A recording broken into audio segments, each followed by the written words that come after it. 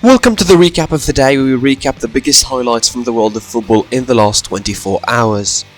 We start this Saturday edition with some European Friday night football and starting with the Premier League, as a very exciting Friday night six-pointer took place as Norwich travelled to Vicarage Road to play Claudio Ranieri's Watford.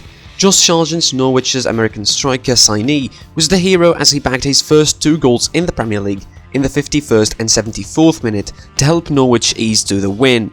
Watford's night was far from over though, as their star man and fantasy sensation Emmanuel Dennis was sent off before an own goal from Juraj Kucka capped off another horrendous night for the Hornets, who were looking down the barrel to relegation. On the happier side of the spectrum, Norwich finally escaped the danger zone even slightly after their recent mini-form, just to stay at 17th with 16 points with a game in hand. Action continues on the weekend in the Premier League as Chelsea Spurs North London derby caps off the action on Sunday.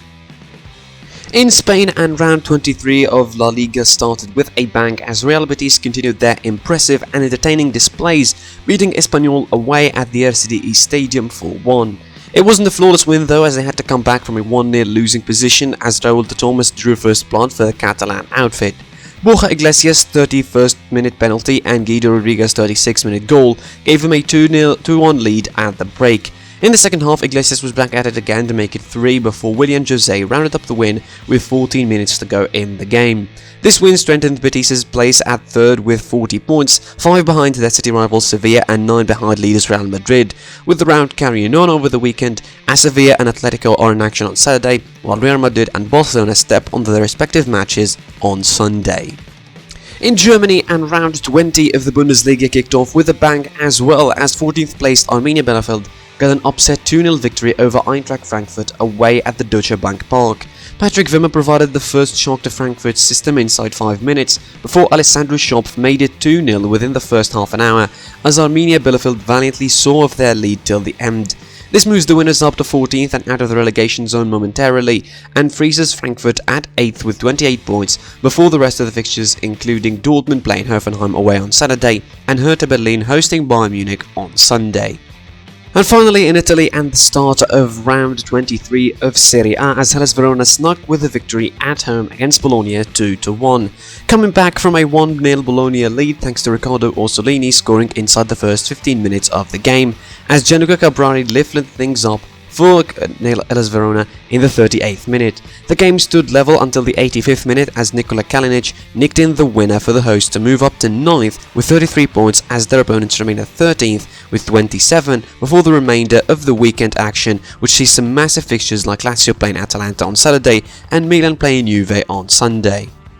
Moving on, and from some action on the pitch to some action of it and legal action of it, as the big story in English football at the moment is the investigation being underway by the FA in a suspicious yellow card that caused unusual betting activities on the request of some bookies. Those bookies claimed that there was an abnormal amount of money being placed on a certain Arsenal player getting a yellow card in the Premier League this season.